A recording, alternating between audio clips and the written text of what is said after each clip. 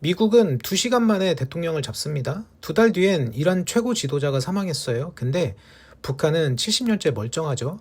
밖에서도 못 치고 안에서도 무너지지 않고 결국 다음 세대까지 넘어갑니다. 이번 영상은 그동안 다뤘던 북한 시리즈를 처음부터 끝까지 한 번에 정리해 보겠습니다. 반미를 외치는 나라는 많아요. 근데 어떤 나라는 수십 년째 멀쩡하고 어떤 나라는 대통령이 잡혀가죠. 같은 반미인데 결과가 다릅니다. 욕을 해도 되는 나라가 있고 욕을 하면 끝나는 나라가 있어요. 차이가 뭘까요? 73년치 사례를 다 뒤져봤습니다. 답은 도구 3개에 있었어요. 나라별로 안 볼 겁니다. 이번에는 도구별로 볼게요.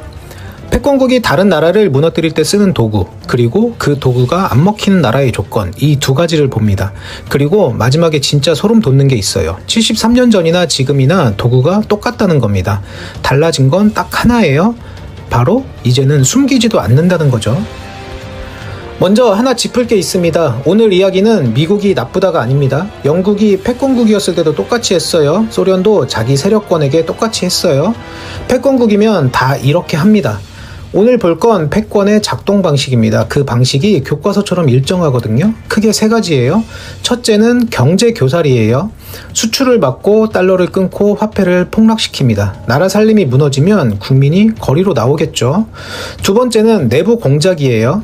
언론을 사고 정치인을 매수하고 시위대를 만들어요. 내부에서 무너지게 만드는 거죠. 세 번째는 명분 제조예요. 공산주의, 대량 살상 무기, 마약 카르텔. 시대마다 이름만 바뀌었을 뿐입니다.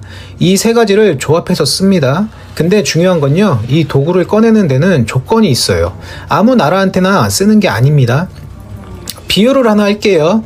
달러는 고속도로입니다. 전 세계 석유가 이 도로 위로 달리죠. 미국이 이 도로의 주인입니다. 이 도로 위에서 욕을 해도 돼요. 경적을 울려도 됩니다. 이 도로 관리 엉망이야, 이렇게 소리 질러도 괜찮아요. 근데 옆에 새로운 도로를 깔겠다고 하면 그 순간 불도저가 옵니다. 또 어떻게 당했는지 보면 이 비유가 정확하다는 걸 알 수 있을 겁니다. 먼저 냉전시대 2개를 묶어서 볼게요. 구조가 거의 복사해서 붙이기입니다. 1953년 이란입니다. 모사데크 총리가 석유를 국유화했어요. 당시 이란 석유는 영국 회사 AIOC가 캐가고 있었습니다. 앵글로 이라니언 오일 컴퍼니, 지금의 BP 전신이에요. 이란 땅의 석유는 이란 것이다. 국민들이 열광했죠. 근데 그 다음이 교과서입니다.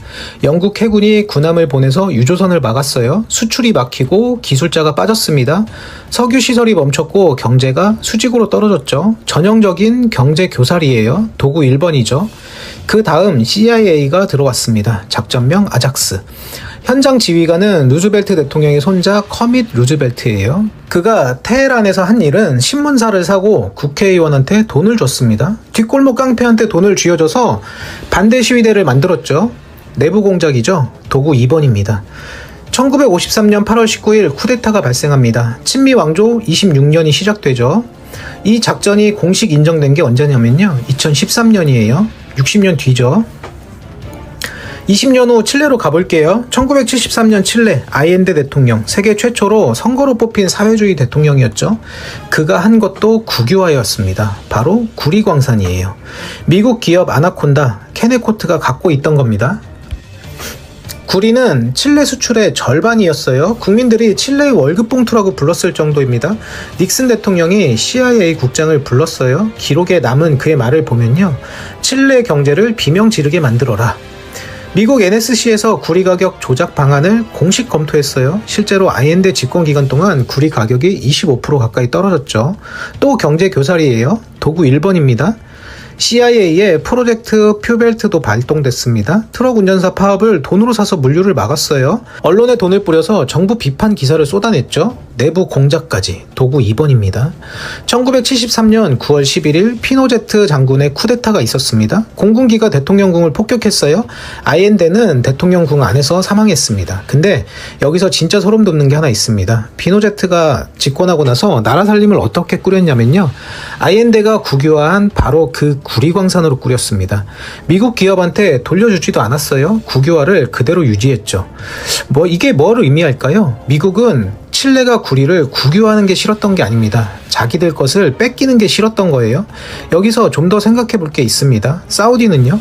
사우디도 미국 기업 것이었던 아람코를 1980년에 국유화했어요. 근데 아무 일도 일어나지 않았습니다. 왜냐면요, 사우디는 석유를 달러로만 팔았습니다. 페트로 달러 시스템의 핵심 파트너가 된 거죠.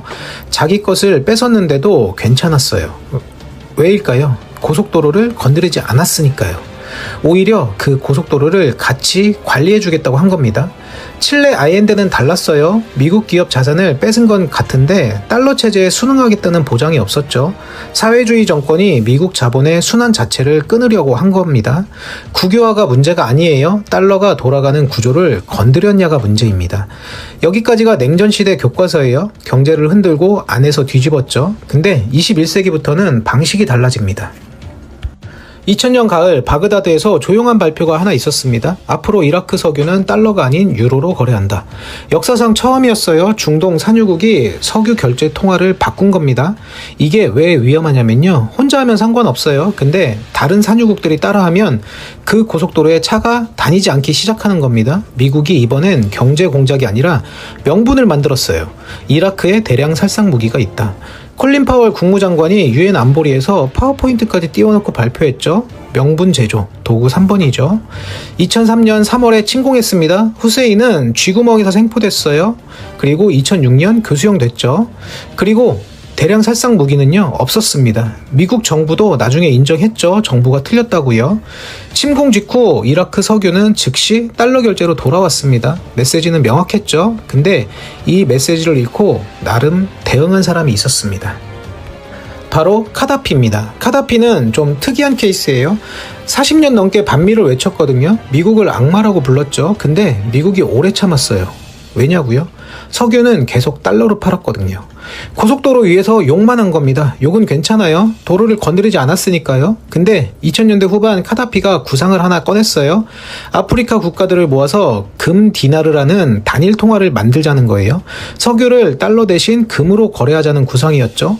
이건 새 도로를 깔겠다고 한 겁니다. 2011년을 아랍의 봄이라고 부르죠. 그때 리비아에도 시위가 터졌습니다. 나토가 들어왔죠. 명분은 민간인 보호예요. 6개월간 공습을 했고요. 카다피는 하수구에서 잡혔습니다. 그 자리에서 사망했어요. 금 디나르 구상도 같이 사라졌죠. 나중에 클린턴 국무장관에게 보내진 이메일이 공개됐는데요. 카다피의 금 디나르 구상이 프랑스를 포함한 서방의 여러 개입 요인 중 하나로 언급돼 있었어요. 근데 여기서 하나 더 기억해야 할 게 있습니다. 카다피는 2003년에 핵 프로그램을 포기했거든요. 서방과 협상해서 핵을 내려놨어요. 제재가 풀렸고 국제사회에 복귀했죠. 그로부터 8년 뒤 나토 공습으로 죽었습니다. 핵을 포기한 대가가 이거였어요. 이걸 지켜본 나라가 있었습니다. 여기부터는 직접 때립니다. 명분 하나 만들고 군사력으로 끝내버려요. 바로 마두로입니다. 마두로는 20년 넘게 버텼어요. 반미 정권, 미국 기업 자산 몰수, 석유 수출의 절반 이상을 중국의 위안화로 팔았죠. 고속도로 욕도 하고 새 도로도 깔고 남의 차도 뺏은 겁니다. 세 가지를 다 한 거예요. 근데 왜 그렇게 오래 살아남았냐면요, 중국이 600억 달러 넘게 빌려줬습니다. 석유로 갚는 구조였죠. 중국이 있는 한 미국이 손을 못 댔어요. 그러다가 상황이 변했습니다. 미중 무역 전쟁이 격화가 됐죠. 관세 폭탄에 반도체 규제, 중국도 베네수엘라 챙길 여력이 줄었습니다. 근데 중요한 건요, 중국이 돈은 줬지만 군사 조약은 맺지 않았다는 겁니다. 침공이 시작되자 중국이 한 건 뭐냐면 성명서 하나 냈어요. 기본적인 국제관계 규범 위반이라고요. 그게 끝이었습니다. 돈과 군사 동맹은 다릅니다. 2026년 1월 3일 새벽 2시 미군이 작전을 시작했고 2시간 반 만에 마두로가 항공모함에 실렸죠. 명분은 마약 카르텔이었어요. 근데 트럼프가 작전 직후에 한 말을 들어보면요, 미국의 가장 위대한 석유 기업들을 투입해서 인프라를 수리하고 돈을 벌게 할 것이다. 엄청난 양의 불을 땅에서 뽑아낼 것이다. 그리고 트럼프 본인이 인정한 게 있어요. 침공 전후에 석유 기업들과 대화했다는 겁니다. 근데 의회에는 사전 통보도조차 없었어요. 석유 기업한테는 말하고 의회한테는 말을 하지 않은 겁니다. 더 이상 숨기지도 않는 거죠. 근데 이건 시작에 불과합니다. 훨씬 더 정교한 작전이 진행되고 있었어요. 바로 이란입니다. 이번 일화는요, 지금까지 본 것 중에 가장 정교합니다. 도구 3가지를 단계별로 순차 투입했습니다. 1단계는 달러 부족 설계. 미국 재무장관 스콧 베선트가 2026년 2월 상원 청문회에서 직접 말했어요. 우리는 이란 내에 달러 부족 상황을 만들었다. 그리고 그 결과를 이렇게 설명합니다. 12월에 대형은행 하나가 무너졌고 중앙은행이 돈을 찍었고 화폐가 자유낙하했고 인플레이션이 폭발했다. 그래서 이란 국민들이 거리로 나온 것이다. 이게 공식 청문회 발언입니다. AP, NPR, 알자지라 전부 보도했어요. 같은 시기 다보스에서는 이걸 이렇게 불렀습니다. 경제적 국정술, 총 한 발 쏘지 않았다. 경제 교살, 도구 1번이죠. 근데 이번엔 직접 설계했다고 자랑까지 한 거예요. 그럼 그 설계가 실제로 어떤 걸 만들어냈느냐?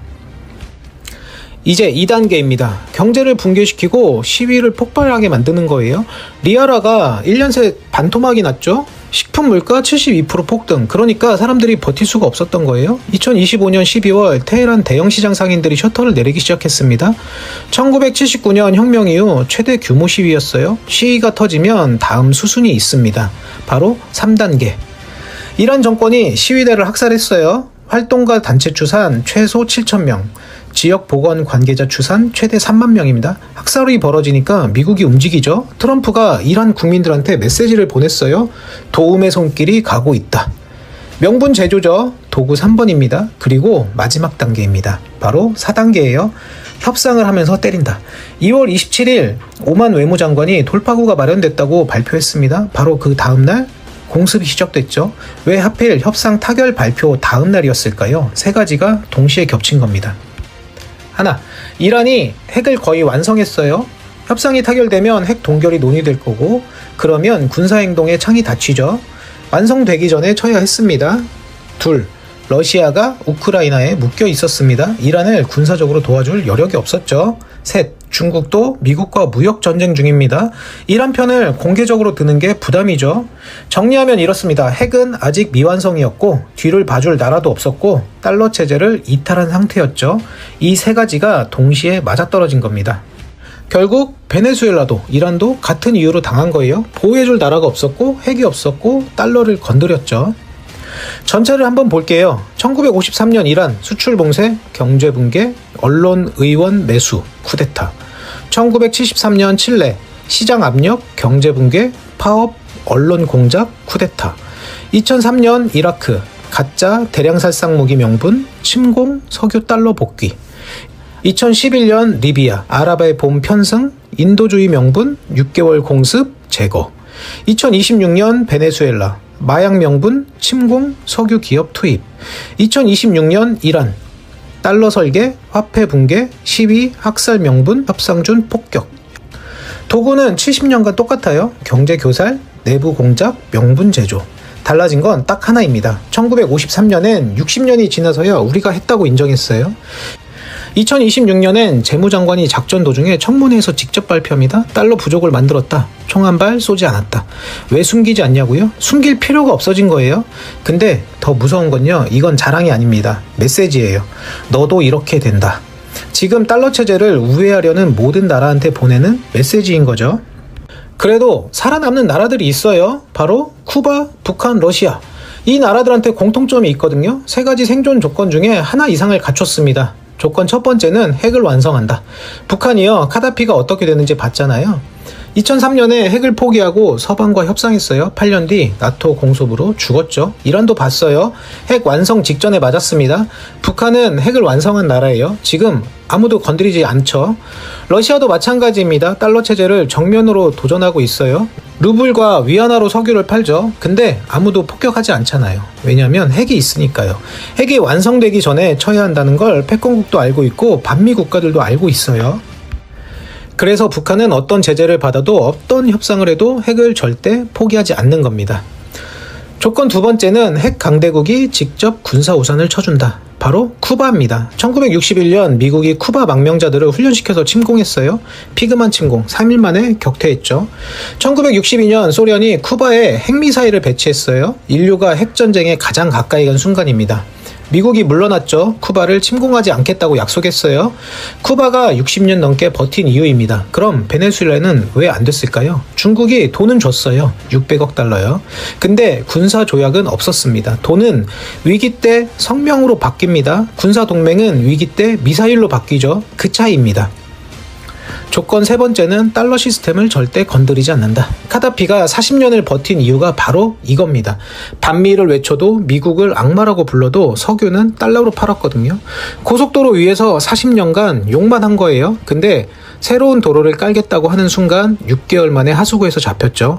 쿠바도 보세요. 60년 넘게 제재를 받고 있어요. 근데 폭격은 하지 않죠. 왜냐하면 전력 자원이 없어요. 달러 시스템을 건드릴 이유 자체가 없죠. 고속도로에 올라갈 차가 없는 겁니다. 그래서 방치되는 겁니다. 오늘 본 나라들 이란, 칠레, 이라크, 리비아, 베네수엘라, 다시 이란. 이 나라들이 한 게 있습니다. 단순히 반미를 외친 게 아니에요. 달러가 굴러가는 고속도로를 건드렸어요. 석유를 달러 아닌 통화로 팔려고 했거나 미국 자본의 순환을 끊었거나 달러 우회 결제 시스템을 만들려고 했거나 반미를 외치는 건 괜찮아요. 국내 정치에서 인기를 얻는 방법이기도 합니다. 근데 달러 시스템을 건드리는 순간 패권국이 움직입니다. 이건 미국이 특별히 악해서가 아니에요. 이게 패권의 작동 방식입니다. 살아남는 방법은 세 가지예요. 핵을 완성하거나 핵 강대국이 직접 뒤를 봐주거나 달러 시스템을 절대 건드리지 않거나. 이 셋 중 하나도 없으면 카다피처럼 하수구에서 잡히거나 후세인처럼 쥐구멍에서 끌려 나옵니다. 근데 지금 이 순간에도 달러 고속도로 옆에 새 도로를 깔려는 나라들이 있어요. 브릭스 탈달러 움직임이 가속화되고 있습니다. 다음 차례는 어디일까요? 이번 영상은 여기까지입니다. 시청해주셔서 감사합니다. 돈의 맥락이었습니다. 숫자 3개 보여드릴게요. 2분, 30분, 2시간. 첫 번째 2분. 베네수엘라 전체 방공망이 무력화되는 데 걸린 시간입니다. 러시아제 방공 시스템, 중국제 레이더 다 있었어요. 근데 2분 만에 뚫렸습니다. 두 번째, 약 30분. 셀타포스가 마두로 관저에 돌입해서 신병을 확보하기까지 걸린 시간이에요. 강철 문이 있었고 패닉 룸도 있었습니다. 마두로가 거기까지 도망치기도 전에 끝났어요. 세 번째, 약 2시간. 트럼프가 작전 명령을 내리고 델타포스가 마두로를 확보하기까지 걸린 전체 시간입니다. 한 나라의 현직 대통령이 트레이닝복 차림에 끌려간 거예요. 미군 사망자는 0명. 20개 기지에서 150대 이상 항공기가 동시에 출격했고 CIA는 수개월 전부터 마두로의 동선, 식습관, 반려동물까지 파악하고 있었습니다. 이게 올해 1월 3일에 벌어진 일이에요. 그리고 2달도 안 돼서 2월 28일. 이번엔 이란입니다. 미국과 이스라엘이 합동으로 이란 전역을 폭격했어요. 작전명은 에픽 퓨어리, 테헤란, 이스파한, 쿰 등. 결과는요. 이란 최고 지도자 하메네이 사망. 이란 국영 매체가 직접 확인했습니다. 2달 만에 독재자 2명이 사라졌죠. 한 명은 체포되고 한 명은 사망했어요. 뉴스에서는 이렇게 다루고 있습니다. 미국이 이란을 쳤다. 하메네이가 사망했다. 여기까지가 뉴스에서 해주는 이야기입니다. 근데 이 뉴스를 보면서 한국 사람들이 진짜 궁금해하는 건 이게 아니에요. 바로 그러면 북한은? 이 정도 능력이면 김정은도 잡을 수 있는 거 아니야? 이 질문 우리나라 사람들만 하는 게 아니에요. RFA 보도에 따르면 북한 주민들 사이에서도 마두로 체포 소식이 퍼지고 있습니다. 한 평안북도 주민이 이런 말을 했어요. 정세가 변하면 자기들의 처지도 뒤바뀔 것을 걱정하지 않을 수 없다.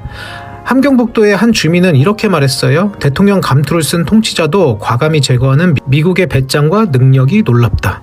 북한 안에서도 이 질문을 하고 있는 겁니다. 다음은 우리 아니냐? 오늘 이 질문을 파봅니다. 근데 답을 찾으려면 질문을 바꿔야 해요.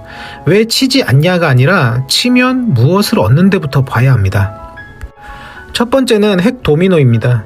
지금 세계가 북한을 보고 있어요. 아, 핵 만들면 미국도 건드리지 못하는구나. 이 메시지가 퍼지면 어떻게 되냐? 핵 갖고 싶은 나라들이 이미 줄을 서 있습니다. 특히 사우디. MBS가 직접 말했어요. 이란이 핵 가지면 우리도 만든다. 터키도 이집트도. 심지어 일본에서도 나와요. 북한 핵을 제거하면 이 도미노를 막을 수 있습니다. 핵 가져봤자 소용없다. 이 선례를 만드는 거예요. 그게 첫 번째 이유고요. 두 번째는 지도를 봐야 합니다. 두 번째는 중국 포위망이에요.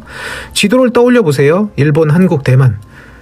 미국 동맹국들이 중국을 바다에서 감싸고 있어요. 근데 북쪽이 뚫려 있죠. 북한이 있으니까요. 한반도가 통일되거나 친미 정권이 들어서면 미군이 압록강까지 올라갈 수 있다는 뜻이에요. 바다의 포위망이 육지까지 이어지는 겁니다. 포위망만이 아닙니다. 동맹국들 심리도 바뀌어요. 세 번째는 동맹 신뢰예요. 한국이나 일본이 속으로 뭐라고 생각하겠습니까? 전쟁 나면 미국이 진짜 와줄까? 마두로를 잡았습니다. 이란을 쳤어요. 여기서 북한까지 치면 미국은 진짜 한다. 이 메시지가 동아시아 전체에 퍼지겠죠. 여기까지는 안보 이야기이고요. 이제는 좀 다른 각도에서 보겠습니다. 네 번째는 돈이에요. 좀 불편한 얘기인데 봐야 합니다. 이건 미국이 돈 때문에 전쟁한다는 얘기가 아니에요. 근데 전쟁이 일어나면 돈이 움직이는 건 사실입니다. 한반도 재건 사업, 미사일 방어 시스템 업그레이드, 일본 재무장, 한국 방산 확대, 대만 무장 강화. 이란 공격 이후 중동 국가들이 미국산 방공 시스템 사겠다고 줄 서고 있어요. 여기에 북한까지 제거하면 동아시아 방위 시장이 폭발합니다. 방위 산업만이 아니에요. 땅속에도 이유가 있습니다. 다섯 번째는 자원이에요. 북한 지하에 묻혀있는 광물 자원 일부 추정에 따르면 수천조 원 이상이라고 해요. 특히 히토류, 반도체, 전기차, 미사일에 꼭 필요한 광물인데 지금 중국이 전 세계 생산의 60% 이상을 독점하고 있죠. 트럼프가 베네수엘라 작전 이후 석유 산업 관리에 직접 개입하겠다고 밝힌 것처럼 북한 자원도 충분히 이유가 됩니다. 여기까지 보면 답이 나온 것 같죠. 능력도 되고 이익도 이렇게 많은데. 근데요, 안 칩니다. 2시간 만에 대통령 잡는 나라가 북한 앞에서는 멈춰요. 이만큼 이익이 있는데도 안 치는 이유, 그게 진짜 핵심이에요. 마두로, 이란이랑 직접 비교해보면 선명해집니다. 첫 번째는 바로 핵무기입니다. 베네수엘라는 핵 없었죠. 방공망 2분 만에 뚫렸어요. 이란은 핵을 만들고 있었습니다. 완성 전에 맞았죠. 북한은 이미 핵을 가지고 있습니다. 보이시나요? 핵이 없으면 잡히고 핵을 만들면 맞고 핵을 가지면 비용이 달라집니다. 왜 달라지냐? 북한은 2022년에 핵무력 정책법을 만들었어요. 거기에 이렇게 써 있습니다. 공격이 임박했다고 판단되면 자동적으로 핵을 사용한다. 법으로 명문화한 거예요. 미국이 작전을 시도하는 순간 전면전과 핵 보복이라는 리스크를 져야 한다는 뜻입니다. 마두로 잡을 때는 이런 리스크가 없었어요. 보복 능력 자체가 없었으니까요. 통일연구원 홍민 박사 표현을 빌리면 보복 능력이 전무했던 베네수엘라와는 체급 자체가 다르다. 올해 2월 북한 노동당 9차 대회, 2030년까지의 군사 현대화 계획이 나왔어요. 화성 19, 화성 20까지 ICBM을 계속 고도화하고 있고 지상, 해상, 공중 전부에서 핵을 쏠 수 있는 다양한 투발 수단을 만들겠다는 겁니다. 미국이 2분 만에 방공망 뚫고 약 30분 만에 신병 확보하고 약 2시간 만에 대통령 잡는 나라예요. 근데 그 능력으로 북한을 치는 순간 서울이 핵사정권에 놓입니다. 차원이 다른 얘기예요. 근데 핵만 문제가 아닙니다. 두 번째는 서울이에요. 마두로 체포 기억하시죠? 델타포스 소수 정예 병력이 들어가서 마두로만 딱 집어서 꺼냈습니다. 칼로 비유하면 외과 수술이에요. 환부만 도려내고 나머지는 건드리지 않는. 북한에 이게 가능할까요? 수도권 인구 2,500만 명, 휴전선에서 서울까지 약 40km. 핵을 쓰지 않아도 장사정포만으로 서울에 막대한 피해를 줄 수 있어요. 칼을 대는 순간 환부가 아니라 옆 사람이 죽습니다. 그 옆 사람이 바로 대한민국이에요. 서울만 문제가 아닙니다. 뒤에도 서 있는 나라가 있어요. 세 번째는 중국이죠. 베네수엘라가 어디 있어요? 남미에 있죠. 미국의 안방입니다. 중국이 도와주고 싶어도 손이 닿지 않는 곳입니다. 이란은요, 중국, 러시아랑 협력 관계이긴 했지만 직접 군사 개입을 할 수준은 아니었어요. 근데 북한은 다릅니다.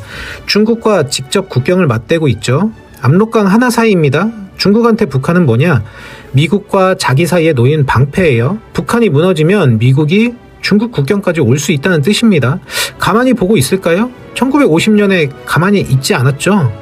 6.25 때 중국이 직접 참전한 이유가 바로 이거였습니다. 지금도 마찬가지입니다. 핵, 서울, 중국. 여기까지가 치지 않는 이유고요. 마지막은 사람 이야기입니다. 네 번째는 바로 트럼프의 계산법이에요. 트럼프한테 마두로는 뭐였냐면 잡는 카드, 체포해서 국내에 보여줄 수 있는 성과. 이란은요, 치는 카드, 핵 개발 막고 중동 질서 재편하고. 근데 김정은은요, 딜을 하는 카드입니다. 트럼프가 김정은이랑 정상회담 했잖아요. 싱가포르 하노이에서요.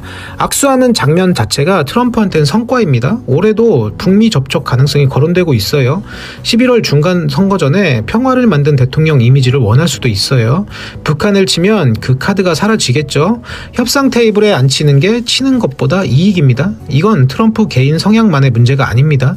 미국 국가안보전략서 NSS라는 문서가 있습니다. 거기서 북한은 아직까지 거래와 대화로 해결 가능한 예외적 대상으로 분류돼 있어요.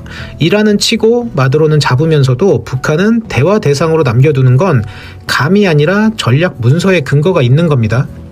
패턴이 보이시나요? 마두로는 핵 없고 중국 손 닿지 않고 잡으면 성과이고 그래서 쳤습니다. 이란은 핵 미완성이고 중국 직접 개입 불가. 그리고 치면 성과가 있고 그래서 쳤습니다.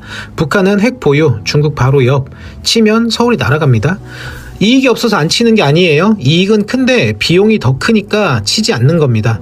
물론 핵만이 유일한 변수는 아닙니다. 근데 핵이 없었으면 이 계산 자체가 성립하지 않아요. 여기까지가 대부분의 뉴스가 다루는 부분이에요. 미국이 북한을 치지 않는 건 핵 때문이다. 근데요, 진짜 봐야 할 건 그 다음입니다. 이걸 가장 잘 이해하고 있는 사람이 누구냐는 거예요. 바로 김정은입니다. 이걸 자기 생존 논리로 쓰고 있어요. 통일연구원 홍민 박사는 또 이렇게 분석했어요. 마두로 체포 소식을 들은 김정은은 두 가지 감정을 동시에 느꼈을 거라고. 하나는 확신. 핵을 고도화한 내 선택이 옳았다. 다른 하나는 위협감. 미국은 마음만 먹으면 한나라 정권을 뒤집을 수 있는 나라다. 이 두 감정이 동시에 작동하면 어떻게 되냐? 핵을 더 움켜쥡니다. 그리고 동시에 문을 열어둬요. 그것도 조건부로. 엊그저께 끝난 노동당 9차 대회. 김정은이 뭐라고 했냐면요. 국가 핵무력을 더욱 확대 강화하고 핵 보유국 지위를 철저히 행사하는 것은 우리 당의 확고부동한 의지다. 그리고 이 말을 합니다. 미국이 대조선 적대시 정책을 철회한다면 미국과 좋게 지내지 못할 이유가 없다. 번역하면 이겁니다. 적대시 정책 버리면 대화하겠다. 안 버리면 까지 간다. 그러니까 이게 뭐냐면요. 핵이 없었던 마두로는 2분 만에 방공망이 뚫렸고 약 30분 만에 잡혔고 약 2시간 만에 끌려갔습니다. 핵을 만들던 이란은 완성 전에 폭격당했어요. 핵을 가진 쪽은 당대회 연단에 서서 좋게 지내지 못할 이유가 없다고 말하고 있습니다. 핵 하나가 이 차이를 만들고 있는 거예요. 근데 여기서 한 발 더 들어가 볼게요. 이게 유지되길 바라는 게 김정은만일까요? 첫 번째 중국. 아까 위에서 보셨죠? 북한은 중국에게 완충지대예요. 미군이 압록강까지 올라오는 걸 막아주는 방패입니다. 6.25 때 수십만 명을 보내서라도 지킨 이유가 이겁니다. 북한이 불안정해지면 중국이 제일 먼저 손해봅니다. 그러니까 북한 유지가 중국의 이익입니다. 두 번째는 러시아. 지금 북러 관계가 역대급으로 가까워졌어요. 북한이 우크라이나 전쟁에 병력을 보냈죠. 그 대가로 러시아에서 군사 기술이 넘어오고 있어요. 러시아 입장에서 북한은 미국을 견제하는 카드입니다. 북한이 사라지면 동아시아에서 러시아의 지렛대도 사라지겠죠.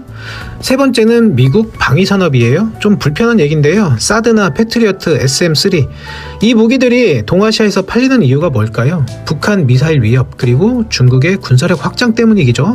북한 위협이 사라진다고 시장이 없어지진 않아요. 물론 중국이 있으니까요. 근데 위협이 하나 줄면 무기 파는 명분도 하나 줄어드는 겁니다. 네 번째는 일본이에요. 일본은 재무장 명분이 필요한 나라죠. 중국도 명분이 되지만 북한 미사일은 가장 직접적인 근거입니다. 북한이 미사일 쏠 때마다 미국 방위비 여론이 올라갑니다. 보이시나요? 김정은은 핵으로 생존하고 중국은 완충지대를 유지하고 러시아는 견제카드를 쓰고 미국 방사는 무기를 팔고 일본은 재무장 명분을 얻고 그러면 누가 비용을 내고 있나요? 바로 한국이죠. 서울 수도권 약 2,500만 명이 핵 사정권 안에 살고 있어요. 20대 남성은 군대에 갑니다. 안보 불안은 경제에 직결돼요. 코리아 디스카운트라는 말이 괜히 나온 게 아니에요. 이익을 보는 나라는 여럿인데 비용을 지불하는 나라는 한국뿐이죠. 그리고 이걸 바꾸고 싶어도 한국엔 그걸 바꿀 수단이 없습니다. 핵도 없고 유엔 안보리 상임이사국도 아니고 미국의 결정에 따라갈 수밖에 없는 위치예요. 2분 만에 방공망 뚫고 약 2시간 만에 대통령 잡는 나라가 치겠다고 하면 치는 거고 치지 않겠다고 하면 치지 않는 겁니다. 한국이 결정할 수 있는 게 아니에요. 이게 뉴스에서 해주지 않는 이야기입니다. 왜 안 치냐가 아니라 왜 아무도 이걸 안 바꾸냐. 깨면 손해보는 쪽이 더 많으니까 그래요. 근데 이건 강대국들의 논리예요. 그 논리의 대가를 치르는 건 북한 주민 2,500만 명이고 그 한가운데에 갇혀있는 건 한국 5,100만 명입니다. 핵에 쏟아부은 돈은 어디서 나오겠습니까? 국제 제재는 누가 감당하고 있습니까? 숫자 3개 보여드렸죠? 2분, 약 30분, 약 2시간. 그 능력 앞에서도 계산이 달라지는 나라가 있고 이걸 바꾸고 싶은 나라는 아무도 없고 그 비용을 내는 건 한국과 북한 주민뿐입니다. 핵이 없으면 잡힙니다. 핵을 만들면 맞아요. 핵을 가지면 협상합니다. 그게 올해 세계가 보여준 현실이고 지금 우리가 살고 있는 자리입니다. 이번 영상은 여기까지입니다. 시청해주셔서 감사합니다. 돈의 맥락이었습니다. 북한에서 혁명이 일어나지 않는 이유 뭘까요? 감시가 심해서? 연좌제 때문에? 네, 맞습니다. 근데 그게 다는 아닙니다. 최근에 이란에서 큰일이 있었죠. 화폐 가치가 폭락하고 물가가 치솟으면서 먹고 사는 문제로 대규모 시위가 터졌습니다. 근데 북한은요? 먹고 사는 문제는 북한이 더 오래됐죠. 배급은 진작에 끊겼고 GDP는 몇 년째 마이너스에 국경까지 봉쇄됐었습니다. 근데 아무 일도 안 일어납니다. 이상하지 않나요? 오늘은 여러분이 아는 그 이야기 먼저 정리하고 아마 모르셨을 이야기 하나 더 해보겠습니다. 우선은 다 아는 이야기, 그래도 한번 정리해 볼게요. 첫 번째는 비교 대상이 없다. 혁명이 일어나려면 전제가 하나 필요합니다. 지금 내 삶이 비정상이다. 이걸 아는 것이죠. 이런 국민들은 스마트폰이 있으니까 알았습니다. 북한은 비교 자체가 불가능합니다. 인터넷이 없어요. 있는 건 국가가 만든 인트라넷 뿐입니다. TV에서는 바깥 세상이 얼마나 비참한지만 보여주면서 우리가 그래도 낫다는 국가 차원의 가스라이팅을 합니다. 그리고 태어날 때부터 유치원에서 김일성 가계도를 배우는 등 사상 교육을 받습니다. 3살에 총을 쐈다. 골프 홀인원 5번. 이런 걸 매일 듣고 자란 사람한테는 웃긴 게 아니에요. 탈북민들이 말하죠. 장군님이 고생하시는데 우리가 참아야 한다. 그때는 진심이었다고 했습니다. 감옥인 줄 모르는 감옥이에요.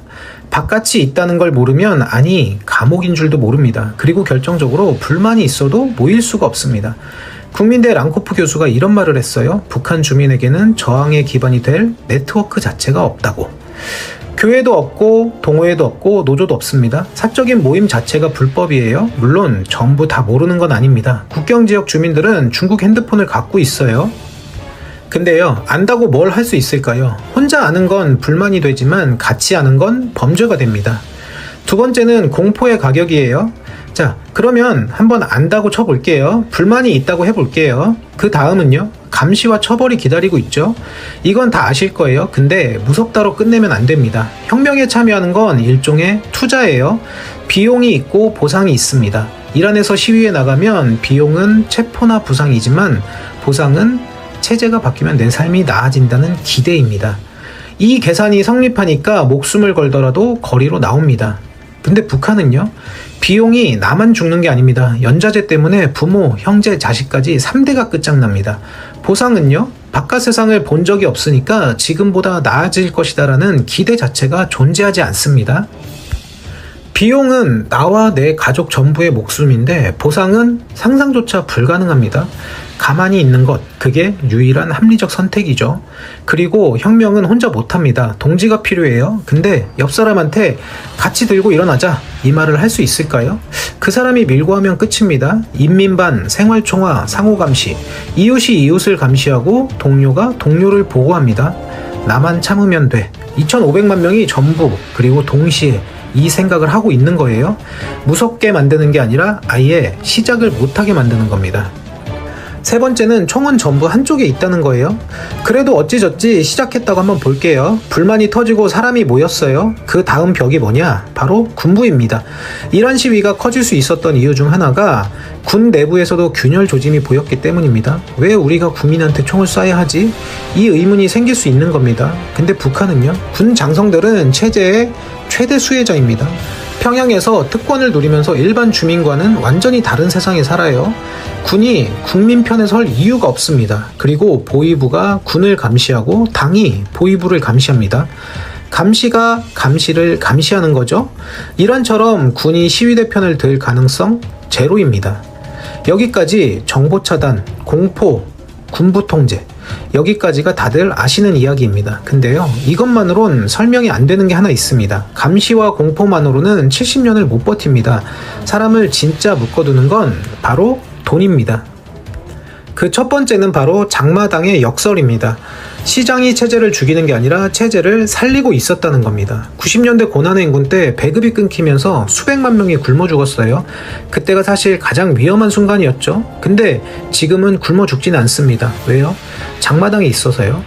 국가가 먹여 살리지 못하니까 주민들이 알아서 사고팔기 시작한 겁니다. 채소, 곡물부터 지금은 공산품, 전자기기까지 북한 전역에 수백 개가 돌아가고 있다고 해요. 이 장마당 때문에 북한이 변할 거라는 이야기가 있었습니다. 장마당이 커지면 시장 경제를 체험하게 되고 자본주의적 사고가 퍼지면서 결국 체제에 대한 불만으로 이어질 것이다. 근데요, 현실은 정반대였습니다. 장마당은 체제를 흔드는 게 아니라 오히려 안정시켰어요. 배급이 끊겼는데 먹을 게 없으면 사람들은 죽을 각오로 들고 일어납니다. 근데 장마당이 생기면서 국가가 안 줘도 내가 알아서 벌어먹을 수 있다.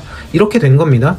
아사 직전까지 가야 사람이 목숨을 거는데 장마당이 그 직전에서 막아주는 거예요. 그리고 장마당 상인들은 뇌물로 관리들과 연결돼 있습니다. 상인은 장사해서 돈을 벌고 관리는 눈 감아주는 대가로 뇌물을 받고, 상인 입장에서는 나만 조용히 돈 벌면 되지, 관리 입장에서는 이게 유지돼야 내 주머니도 유지된다, 이렇게 생각하는 거예요.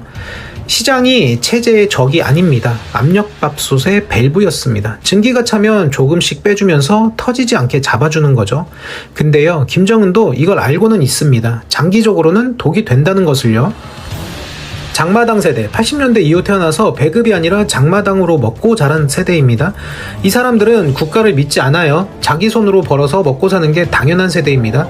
한국 드라마도 몰래 보고 중국 콘텐츠도 몰래 보고 손전화로 물건을 사고 팔기까지 합니다. 김정은이 반동사상 문화 배격법을 만든 이유가 이겁니다. 한국 영화가 담긴 SD카드를 빌려준 여성은 15년형, 빌린 남성은 7년형을 받았어요. USB 하나에 15년입니다. 그리고 코로나를 빌미로 장마당 자체를 조이기 시작했습니다. 장마당의 큰손인 돈주들, 이 사람들의 70에서 80%가 몰락했다는 분석이 있습니다. 2023년에는 상당수 장마당에서 곡물 거래가 중단됐고 2025년은 돈주가 처형됐다는 보도까지 나왔습니다. 러시아한테 포탄 수출해서 번 외화로 다시 배급제를 부활시키려는 움직임까지 보이고 있다고 합니다. 장마당이 체제를 살려주는데 김정은은 그 장마당을 없애려고 하는 거예요. 밸브를 잠그고 있는 겁니다. 왜 그럴까요? 배급을 줘야 내가 먹여 살린다, 이 논리가 서는 겁니다. 장마당은 나 혼자 먹고 산다는 의식을 심어주죠. 김정은한테는 굶주림보다 그게 더 무섭습니다. 국가 없이도 살 수 있다는 생각 말이죠. 배급 부활에 성공하면 통제력은 더 강해집니다. 근데 실패하면 밸브도 없고 배급도 없는 압력밥솥이죠. 그게 가장 위험한 순간입니다. 두 번째는 엘리트의 출구가 없다는 거예요. 자, 아래에서 혁명은 안 됩니다. 그러면 위에서는요? 바로 쿠데타죠. 역사적으로 독재체제가 무너질 때 민중혁명보다 엘리트 반란이 더 많았습니다. 근데 북한에서는 이것도 안 됩니다. 영국 주재 북한 공사였던 태영호의 말이 북한에서는 아내한테도 김정은 이야기를 못한다 라고 했어요. 쿠데타는 불가능하다는 거죠. 이런 엘리트들은 해외에 자산이 있습니다. 가족을 미리 보내놓은 경우도 많아요. 이 배가 안 되겠다 싶으면 런던이나 두바이로 빠지면 됩니다. 북한 엘리트는요, 해외 자산은 없고 가족을 해외 보낼 돈도 없고 여권은 당이 관리합니다. 뛰어내릴 바다가 없는 거예요. 그리고 결정적으로 김씨 정권이 무너지면 본인이 청산 대상입니다. 새 정권이 들어서면 김정은 밑에서 뭐 했어? 이 말을 듣게 되는 거죠. 체제가 바뀌면 보호받는 게 아니라 심판받는 겁니다. 뒤집는 건 자살이고 지키는 게 생존인 거죠. 그걸 가장 잘 보여주는 사례가 장성택입니다. 김정은의 고모부이자 정권 서열 2인자라고 불리던 사람인데 2013년 12월에 처형됐습니다. 쿠데타를 시도한 것도 아닙니다. 권력이 너무 커졌다는 이유로 끌려간 거예요. 장성택만 죽은 게 아니라 측근, 부하, 가족까지 줄줄이 수청됐습니다. 그 뒤로 바뀐 게 있어요. 북한 엘리트 사이에서 누구도 서로를 믿지 않습니다. 2인자도 하루아침에 이렇게 되는데 누구한테 같이 뒤집자고 말을 꺼낼 수 있을까요? 물론 최근에 균열은 보입니다. 해외에 나가본 엘리트들 중에 탈북이 늘고 있어요. 영국 주재공사 태영호, 이탈리아 주재 대사대리 조성길, 쿠웨이트 류현우, 쿠바 리일규. 밖에서 인터넷을 쓰고 진짜 세상을 보고 나서 이건 아니다 깨달은 겁니다. 2023년에만 엘리트 출신 약 10명이 한국에 입국했습니다. 2017년 이후 가장 많은 수치예요. 근데요, 개인 탈출과 집단 반란은 완전히 다릅니다. 탈북은 나 혼자 빠져나가는 것이고 쿠데타는 같이 뒤집자입니다. 같이 뒤집자고 입을 여는 순간 상대가 밀고 하면 끝이죠. 아래도 막혀있고 위도 막혀있는 겁니다. 그렇다고 아무 일도 없었느냐? 그건 아닙니다. 1998년 고난의 행군 끝자락 황해북도 송림시 제철소입니다. 공장이 완전히 멈추자 노동자들이 공장 기계와 철판을 뜯어서 팔기 시작했어요. 먹고 살려고요. 그러자 북한군이 탱크를 끌고 와서 계엄령을 내렸습니다. 태영호 증언에 따르면 노동자들은 무서워서 뜯어간 기계를 다시 갖다 놓았다고 합니다. 그리고 2024년 1월 이번엔 북한 바깥에서 터졌습니다. 중국 연변 허룽시의 의류공장과 수산물 공장에서 일하던 북한 노동자 약 2,000명이 공장을 점거했습니다. 코로나 이후 약 4년 동안 임금을 한 푼도 못 받은 겁니다. 북한 국방성산화 무역회사가 전쟁 준비자금 명목으로 월급 전액을 가져갔대요. 감시요원을 인질로 잡고 파업을 선언했는데 젊은 여성 노동자들이 다수 포함되어 있었다고 합니다. 결과는요, 밀린 임금을 지불해서 일단 달래고 주동자 200명을 특정해서 절반을 본국으로 끌고 갔습니다. 김정은에게까지 보고된 사건이에요. 저항은 있었어요. 근데 성공한 적은 한 번도 없었습니다. 송림은 탱크로 진압됐고 중국에서는 주동자가 끌려갔습니다. 둘 다 감시가 느슨한 틈에서 터진 겁니다. 송림은 시스템 자체가 마비됐을 때, 중국은 본국 감시망 바깥이었을 때예요. 감시가 정상 작동하는 북한 내부에서는 이 정도 규모의 저항조차 일어난 적이 없습니다. 2,500만 명이 각자 혼자 버티고 있는 겁니다. 정리해보겠습니다. 정보 차단, 감옥인 줄 모르는 감옥이라 불만 자체가 안 생깁니다. 공포, 비용은 3대의 목숨인데 보상은 보이지 않아요. 군부 통제, 총은 전부 한쪽에 있습니다. 여기까지가 알려진 이야기고요. 여기에 하나 더, 아래에서는 장마당이 압력밥솥의 밸브 역할을 해주고 위에서는 엘리트한테 출구가 없습니다. 체제가 바뀌면 본인이 죽으니까요. 아래도 막혀있고 위도 막혀있는 겁니다. 속이 비어가는 북한이에요. 껍데기는 단단해 보이는데 안에서부터 비어가고 있다는 겁니다. 그래서 북한이 변하려면 안에서 일어나는 혁명이 아니라 위에서 무너지는 수밖에 없습니다. 변수가 2개 있죠. 첫 번째는 김정은이 장마당을 조이는데 성공하지 못하면서 배급도 살리지 못하는 순간 밸브가 사라지겠죠. 두 번째는 김정은이라는 한 사람이 사라지는 순간, 그때 처음으로 균열이 시작될 것으로 보입니다. 이번 영상은 여기까지입니다. 시청해주셔서 감사합니다. 돈의 맥락이었습니다. 9차 당대회 전까지 모든 관심은 하나였습니다. 김주애가 나오느냐. 국정원이 2월 12일에 국회에 보고했거든요. 김주애 후계 내정 단계에 들어간 것으로 판단한다. 후계자 수업이 아니라 내정이에요. 이전보다 한 단계 올라간 표현이었습니다. 일부 전문가들 사이에서도 이런 전망이 나왔어요.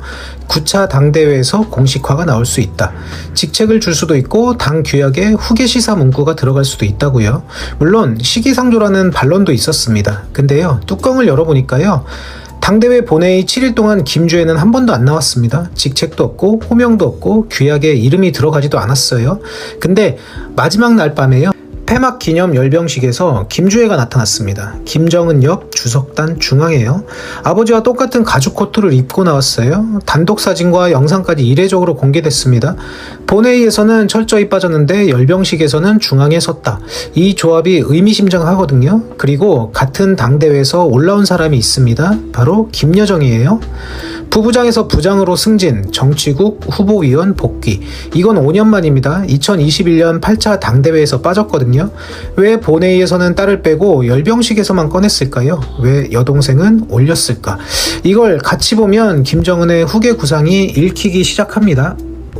먼저 김여정 승진부터 뜯어보겠습니다. 9차 당대회 마지막 날 전원회의에서 인사가 발표됐습니다. 부장 17명이 호명되는데 김여정이 포함되어 있었어요. 부부장에서 부장. 우리 기준으로 차관에서 장관으로 올라간 겁니다. 근데 이상한 게 있어요. 어떤 부서의 부장인지 밝히지 않았습니다. 김여정이 선전선동부 부부장이었으니까 선전선동 부장으로 올라간 것이 아니냐, 이런 관측도 있는데요. 여기서 한 가지 봐야 할 게 있습니다. 리성권이 빠졌거든요. 리성권, 대남 업무를 담당하는 당 10국 부장이었던 인물이에요. 당 중앙위원회에서 제외됐고 부장직에서도 물러났습니다. 그리고 장금철이라는 이름이 당 중앙위원 명단에 올라왔어요. 소식통에 따르면 이 사람이 통일전선부장 역할을 맡았고 김여정의 지시를 받아 움직인다는 분석이 나옵니다. 다만 이건 공식 발표가 아니라 소식통 분석이고요. 통일부도 과거 통전부장을 했던 동일 인물인지 확인 중인 상태입니다.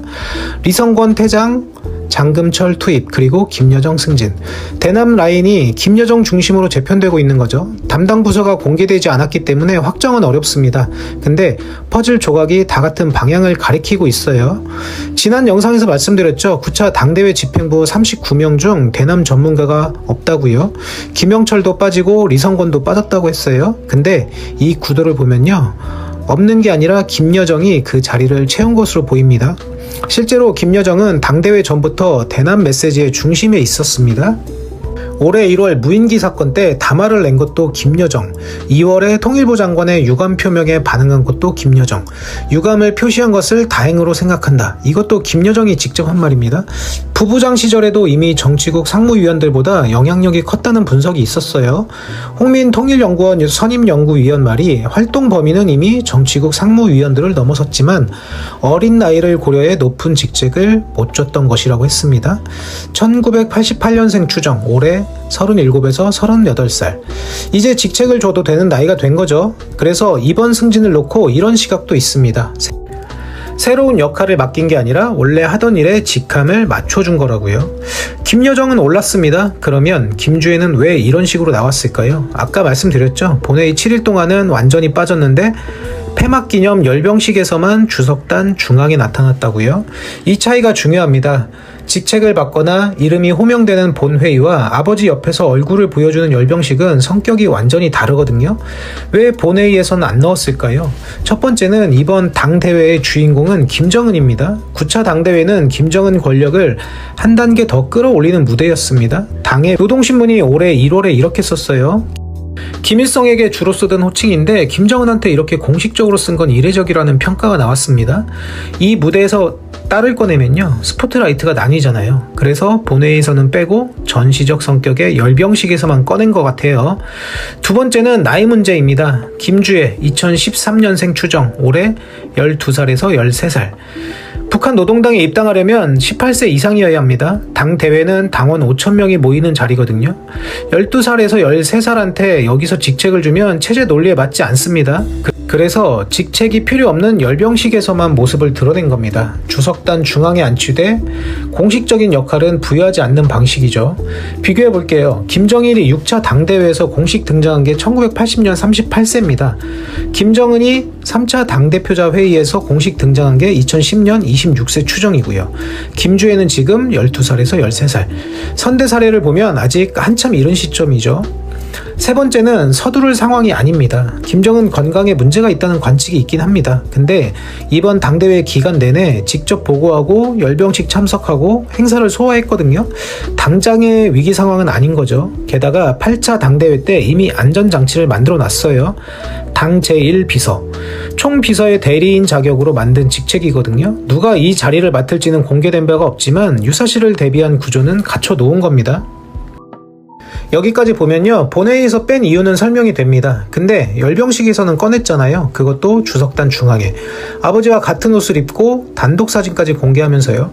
김주애 후계설이 과장이면 이렇게까지 할 이유가 없겠죠.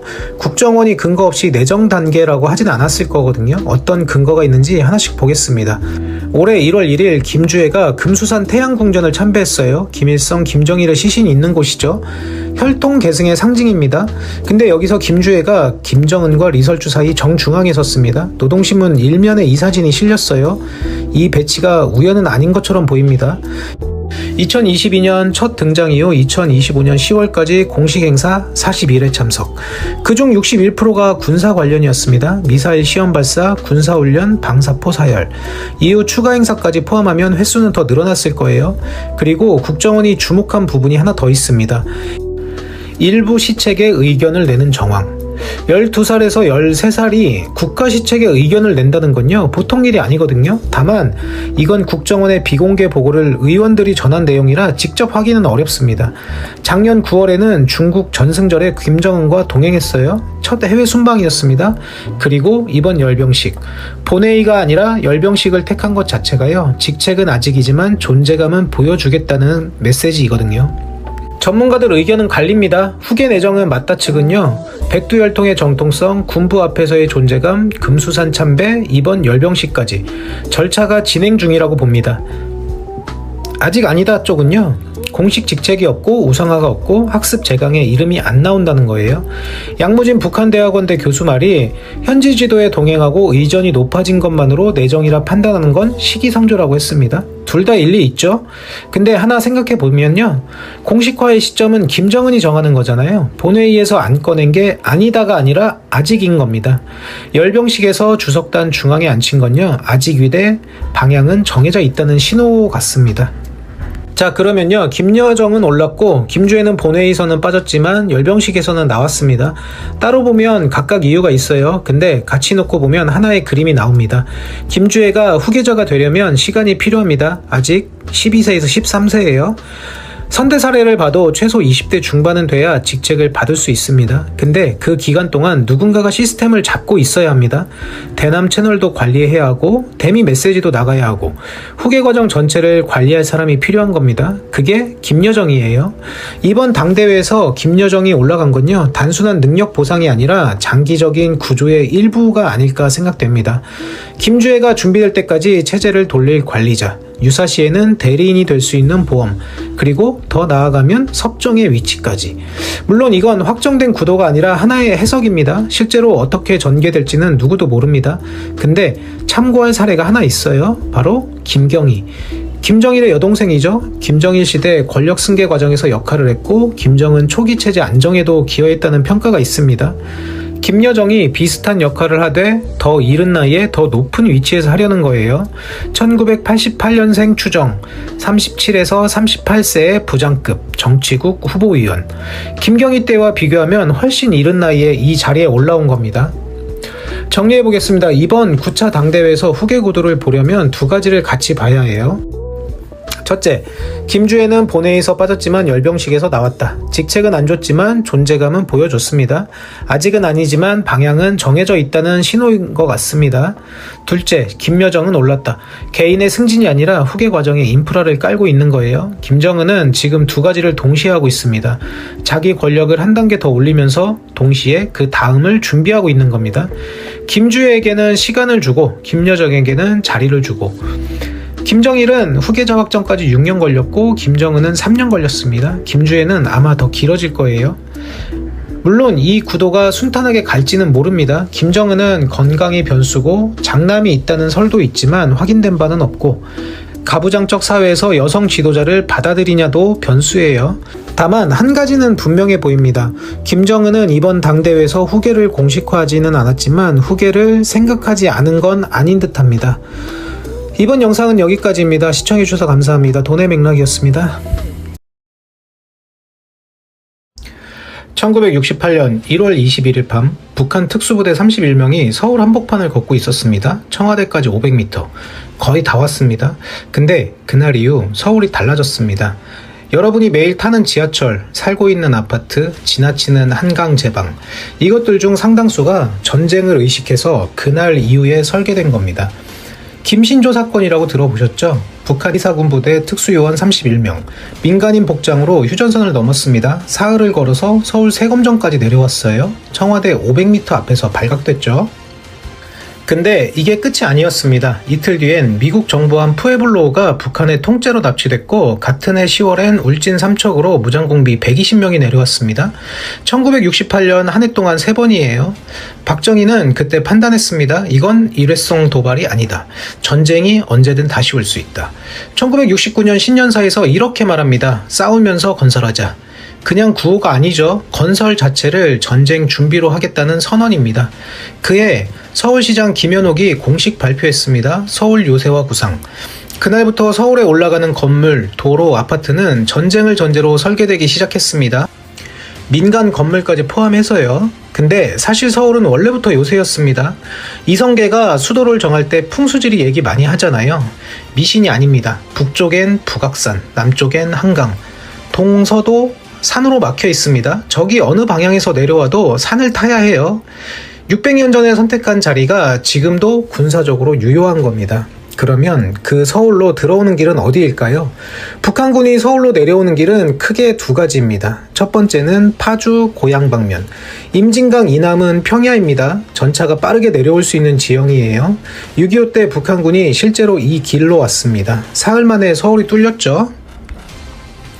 그래서 그 논리가 1989년 일산 신도시로 이어진 겁니다. 물론 일산은 주거 목적으로 시작됐습니다. 200만 호 건설, 집값 폭등 해결이 우선이었죠. 하지만 그 위에 군사 설계가 얹어진 겁니다. 근데 그냥 아파트 단지가 아닙니다. 일산 아파트들 철근 콘크리트 구조입니다. 폭격에도 어느 정도 버팁니다. 단지 배치 자체가 전차 속도를 떨어뜨리는 미로 구조이고요. 이중창은 화학 공격도 부분적으로 막습니다. 꺾인 형태로 지어진 아파트들, 축이 여러 개라 쉽게 무너지지 않죠. 일산 아파트를 사면서 군사 요새를 같이 사는 겁니다. 아는 사람은 많지 않죠. 1994년 국방부 장관이 국회에서 직접 인정했습니다. 일산 신도시 설계에 군사적 방어 목적이 포함됐다고요. 아파트에 군사 목적이 있었다는 게 국회 공식석상에서 확인된 겁니다. 두 번째 침투로 양주 동두천 방면. 산악지형이죠. 전차 끌고 내려오기 불편해요. 근데 이 방면이 더 위험합니다. 6.25 때 의정부 전선이 무너지면서 서울을 내줬거든요. 북한군 전차가 의정부를 돌파해서 서울로 내려왔습니다. 그 실패의 교훈으로 미군을 더 북쪽에 박아뒀습니다. 지금 동두천에 미군 기지가 있죠. 이 구조가 핵심입니다. 북한이 동두천을 뚫으면 바로 미국 병사한테 총을 겨눠야 합니다. 그 순간 전쟁은 한반도 전쟁이 아니라 미국과의 전쟁이 되죠. 미군이 동두천에 있는 건 단순한 주둔이 아닙니다. 그 자체가 방어선이죠. 그러면 그 방어선을 뚫고 서울 시내까지 들어오면 어떻게 될까요? 서울 시내로 들어와도 지옥이죠. 도로부터 볼게요. 서울 주요 간선도로는 시청으로 바로 직행이 안 됩니다. 꾸불꾸불하게 꺾여 있어요. 전차가 속도를 낼 수가 없습니다. 고가도로는 유사시에 무너뜨려서 바리케이트로 씁니다. 북악산은 초소와 벙커로 도배되어 있습니다. 지금도 민간인이 아무렇게나 못 올라가죠. 북악 스카이웨이, 관광도로처럼 보이죠. 원래 목적은 청와대 인근 경비 강화입니다. 또 남산터널, 방공호 설계입니다. 30만에서 40만 명이 대피할 수 있는 지하 공간을 만들려고 했어요. 소공동 지하도요? 장기전 때 임시 서울시청으로 쓰려고 만든 겁니다. 지금 사람들이 그냥 걸어다니는 그 지하도가요. 이 중에서 하나만 집중해서 볼게요. 서울 요새화의 설계 논리를 가장 잘 보여주는 건물입니다. 서울 홍제동 유진상가. 1970년에 지어진 주상복합입니다. 1층을 보면 기둥들이 엄청 넓어요. 일반 건물보다 두세 배. 높이도 비정상적으로 높고요. 왜 이렇게 지어졌을까요? 바로 탱크가 들어갈 수 있게 만든 겁니다. 유진상가 위치를 보면 이해가 됩니다. 구파발 전차 방어선 바로 뒤에요. 북한군이 구파발을 돌파하고 청와대로 가려면 반드시 홍은동 내거리를 거쳐야 합니다. 거기에 이 건물을 박아 놓은 거예요. 1층은 아군 전차 진지, 최악의 경우엔 건물 자체를 폭파해서 거대한 장애물로 씁니다. 나중에 이 건물 지하를 공사하다가 아무도 몰랐던 거대한 빈 공간이 발견됐습니다. 홍제천 위 수백 개의 기둥으로 받치는 공간이었죠. 전시 철거를 염두에 둔 구조라는 해석이 있습니다. 이 건물 땅부터가 다릅니다. 유진상가는 홍제천을 덮은 시유지 위에 세웠습니다. 서울시가 하천 위 땅을 군사 목적으로 민간에 내어준 거예요. 건물 자체도 다릅니다. 서울시내 다른 어떤 건물보다 철근과 콘크리트를 많이 넣었어요. 나중에 보수공사업자들 사이에서 못 받기 어려운 건물로 유명했을 정도입니다. 그러면 이걸 누가 설계했을까요? 어떤 지시체계로 이런 건물이 나온 걸까요? 압구정 한양아파트 설계를 담당했던 건설사 관계자가 나중에 이렇게 말했습니다. 당시 아파트 설계도가 전산화되지 않아 기록이 남아있지 않다. 당시 관할부대와 협의해 설계했을 것으로 추측된다. 추측입니다. 설계한 사람도 모릅니다. 왜 기록이 없을까요? 애초에 문서로 남기지 않았기 때문입니다. 1970년대 군사 지시는 공문이 아니라 구도로 내려왔습니다. 여기에 이렇게 지어라. 건설사는 그냥 짓는 겁니다. 그래서 지금 서울에는 군사 목적으로 설계된 건물들이 있는데 왜 그렇게 설계됐는지 공식적으로 설명할 수 있는 사람이 없습니다. 명령한 사람도 없고 지시 문서도 없습니다. 근데 딱 하나 남아 있어요. 바로 법원 판결입니다. 1985년 유진상가 시공사 신성건설이 서울시를 상대로 소송을 냈습니다. 홍제천 위에 건물을 지었으니 하천 사용료를 내라고 청구한 거였는데 신성건설이 거부한 겁니다. 대법원 판결이 나왔는데 군사 목적에 맞추어 통상보다 견고한 규모와 구조로서 이를 설치하게 하였다. 공문도 없고 설계 지시 문서도 없는데 대법원이 군사 목적을 법적으로 인정한 겁니다. 구두 지시로 지어진 건물이 법원 판결로만 그 목적이 증명된 거예요. 이 건물 처음 입주자 상당수가 정부 고위직이었거든요. 당시엔 최고급 아파트였고요. 단순한 특혜가 아닙니다. 최후 방어선에는 지휘할 사람이 있어야 되겠죠. 폭파 준비가 된 요새에 그 폭파 결정을 내릴 사람들이 살고 있었던 겁니다. 유진상가가 특수한 사례처럼 보이지만 이 논리는 강남 전체에 적용됐습니다. 한번 볼게요. 서울 강남구 압구정동. 지금도 비싼 아파트들 있는 거기에요. 압구정 현대아파트, 청담 삼익아파트. 이 아파트들 계단실에 이상한 구멍이 있어요. 네모난 구멍인데 파이프가 달려 있습니다. 바로 기관총 거치대입니다. 구멍 방향이 한강을 향해 있죠. 한강을 건너 올라오는 적을 막는 진지입니다. 주민 인터뷰를 했더니 존재조차 몰랐다고 해요. 그러면 강남은 왜 1968년 이후 갑자기 개발됐을까요? 김신조 사건 이후 정부가 결론을 냈습니다. 한강 이남이 더 안전하다. 인구와 기능을 분산시켜야 한다. 강남 개발의 중요한 계기 중 하나가 안보 전략입니다. 부동산 얘기할 때 이 맥락을 아는 사람은 많지 않죠. 그 논리는 또 땅 위에만 있지는 않습니다. 땅 아래도 마찬가지입니다. 수도권 지하철망, 세계 최장급이죠. 교통수단만이 아닙니다. 전시에 지하로 병력을 이동할 수 있는 통로입니다. 또 한강도 그냥 강이 아닙니다. 서울 구간 평균 폭이 1km예요. 전차가 건너기 극도로 어려운 장애물이죠. 그리고 여의도 공원 아시죠? 지금은 잔디밭인데 원래 이름이 516 광장이었습니다. 길이가 1350m. 아스팔트로 포장된 긴 광장. 유사시 전투기가 이착륙할 수 있는 비상활주로로 활용 가능하다는 분석이 있습니다. 그리고 한강변의 높은 제방, 올림픽대로. 홍수 대비이기도 하지만 방어진지 역할도 합니다. 강남 아파트 옥상이 유독 깔끔한 이유요. 비상시 부대를 배치할 수 있게 비워놓은 겁니다. 이쯤 되면 질문이 하나 생기죠. 이 요새들 지금도 살아있을까요? 사라지고 있습니다. 청담 삼익아파트 총항구 있던 그 아파트요. 재건축 완료했습니다. 총항구는 없어졌죠. 압구정 현대아파트도 지금 재건축 진행 중입니다. 근데 사라지지 못한 것도 있습니다. 도봉구 도봉동에 1970년에 지어진 시민아파트가 있었습니다. 300m 길이로 길을 가로막듯 세워진 건물이에요. 1층엔 탱크가 들어가서 북쪽으로 총구를 겨눌 수 있는 구멍이 뚫려 있습니다. 2층부터 4층엔 사람이 살았고요. 2004년 건물이 너무 낡아서 위층 아파트는 안전 문제로 철거했어요. 근데 1층은 못 건드렸습니다. 군사시설이기 때문이에요. 공식 해제가 없으니까요. 사람이 사는 위층은 허물었는데 탱크가 들어가던 1층은 13년간 그대로 방치됐습니다. 지금은 문화공간으로 리모델링 됐지만 구조는 그대로입니다. 한국국가전략연구원 군사전문연구위원이 이렇게 말했어요. 시간이 지나면서 군사정권 때 적용된 설계 기준이나 시설물 규정이 점차 사라졌다. 점차 사라졌다. 없어진 게 아니라 그냥 잊혀진 겁니다. 공식 해제 발표가 있었을까요? 없었습니다. 서울 요새화 구상을 공식 해제합니다. 이런 발표 들어보셨나요? 냉전이 끝났을 때도 2000년 남북 정상회담 때도 공식 해제 선언은 없었습니다. 그냥 흐지부지 됐죠. 설계도는 전산화가 안 됐고 기록은 남아있지 않고 건물들은 재건축되면서 사라지고 있습니다. 지금도 유효한 건지 아직 살아있는 건지 공식적으로는 아무도 모릅니다. 그리고 이게 단순히 건물 이야기가 아닙니다. 지금까지 얘기한 거 전부 재래식 전쟁 기준이거든요. 북한은 핵보유국이에요. 일산 아파트가 포격을 버텨봤자 전술핵 하나면 끝입니다.